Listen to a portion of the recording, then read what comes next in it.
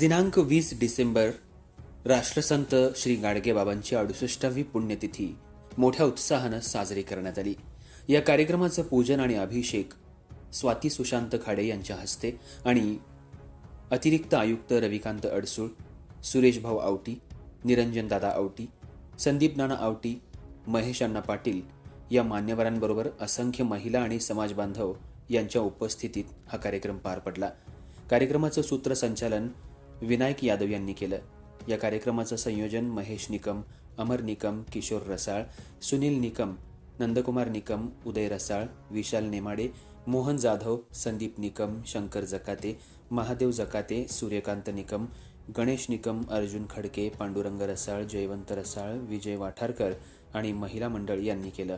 या कार्यक्रमाच्या वेळी महाप्रसादाचं आयोजनही करण्यात आलं होतं.